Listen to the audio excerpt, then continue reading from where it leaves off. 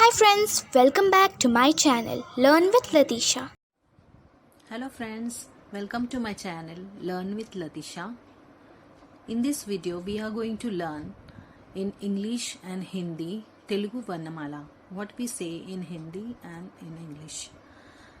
In the same way we will learn in Hindi also. हम हिंदी में भी इनको क्या कहते हैं और इनका मतलब क्या है और इनकी प्रोनाउंसिएशन क्या है वो हम हिंदी में और इंग्लिश में इस वीडियो में सीखेंगे। सबसे पहले मैं ये बता दूं कि वर्णमाला को हिंदी में भी वर्णमाला ही बोलते हैं और इसको अब यहाँ पे हम स्वर के बारे में पढ़ेंगे। उसे इंग्लिश में बोलते हैं वॉवेल्स और तेलुगु में बोलते हैं అచ్చులు। తెలుగులో మనం అచ్చులు అని అంటాము। सो फ्रेंड्स, तेलुगु में हम पढ़ते हैं इसे अम्मा, अम्मा। हिंदी में अम्मा सेम प्रोनाउंसिएशन मैं दे रही हूँ और फिर इसका मतलब यहाँ पे मैं समझा रही हूँ। अम्मा का मतलब होता है माँ। अ से अम्मा, माँ। इंग्लिश में साउंड इसका रहेगा अम्मा, मदर मतलब होता है मदर। अब हम नेक्स्ट वर्ड के पास जाते हैं। ये है तेलुगु में आऊ, आऊ। हिंदी में भी इसे मैंने आऊ लिखा है। हिंदी में अक्षर होता है ये, इसका मतलब है गाय। इंग्लिश में साउंड है, उसे बोलते हैं काऊ, आऊ। यहाँ पे मैंने सेम ट्रांसलेशन किया है, यहाँ पे इंग्लिश में आऊ। अब हम नेक्स्ट वर्ड इल्लू, इल्लू, इल्लू। हिंदी में भी लिखा है इल्लू, इंग्लिश में भी लिखा है। वॉवल साउंड है आई ई, दोनों होते हैं। इसको ई बोलते हैं, ये भी ई। कभी कभी ये वर्ड यूज होता है तो कभी ये वर्ड यूज होता है। तो यहाँ पे हमने आई यूज किया है, जो साउंड होता है ई का। तो इल्लू मतलब घर, इंग्लिश में हाउस। अब ये है ईगा, ईगा, ईगा, ईगा। हिंदी में ईगा का मतलब होता है मक्खी, इंग्लिश में फ्लाई। अब उड़ता, उड़ता, उड़ता, उड़ता। उड़ता का मतलब हिंदी में गिलहरी है और इंग्लिश में होता है स्क्विरल। इंग्लिश में इसे हम स्क्विरल कहते हैं। अब नेक्स्ट वर्ड ऊयला, ऊयला, ऊयला, ऊयला मतलब झूला हिंदी में और इंग्लिश में इसका मतलब होता है स्विंग।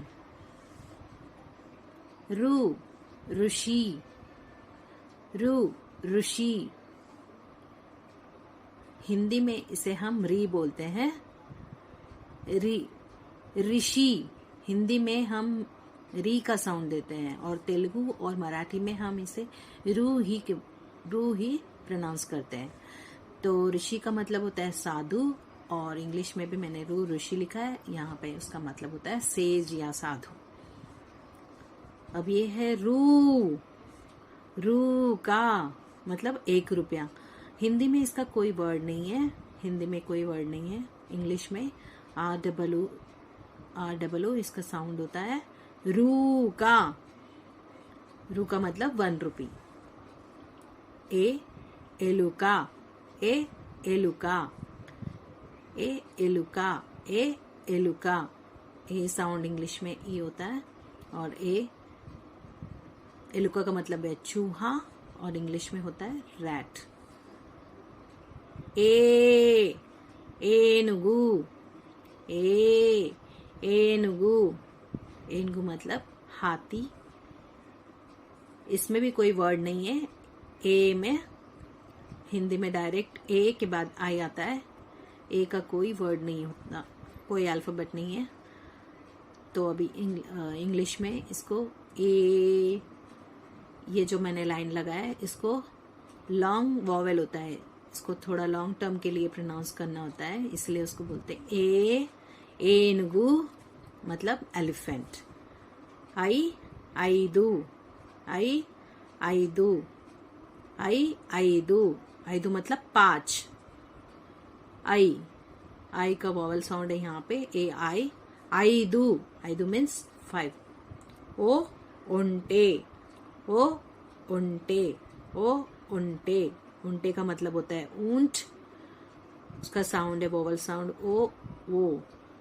यहाँ पे मैंने ओ का साउंड लिया है, वो उंटे मतलब कैमल।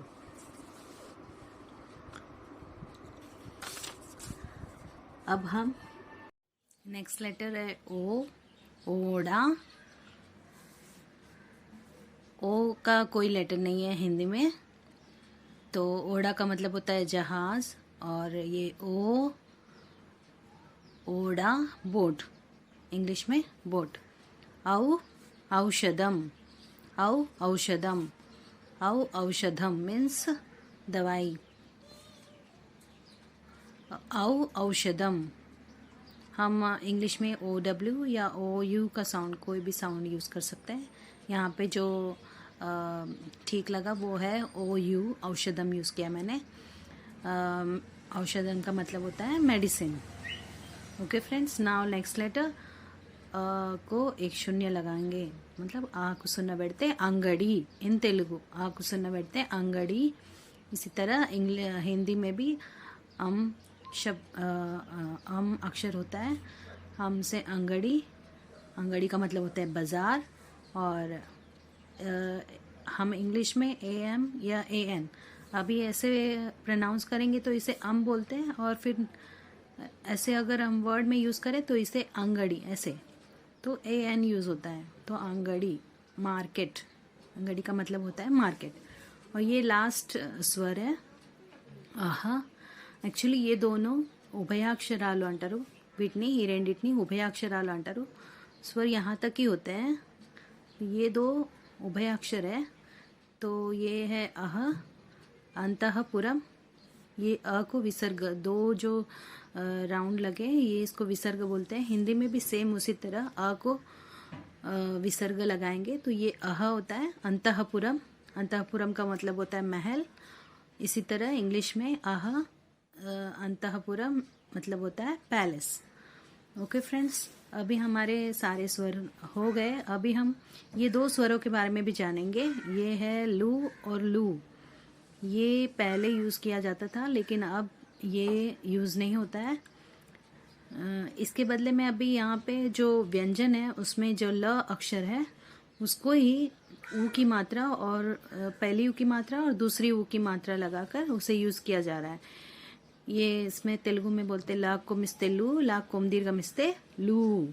इस तरह के दोनों अक्षर है, ये यूज़ किया जा रहा है अभी इन दोनों के बदले में। तो इसके बारे में ये व्यंजनों में आता है, जब हम व्यंजन के बारे में पढ़ेंगे तब हम इसके बारे में बताएंगे।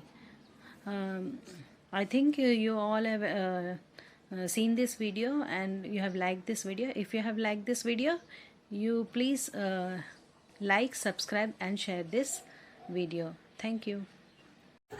Thanks for watching. If you like this video, give it a big thumbs up. Subscribe to our channel. Don't forget to click the bell icon.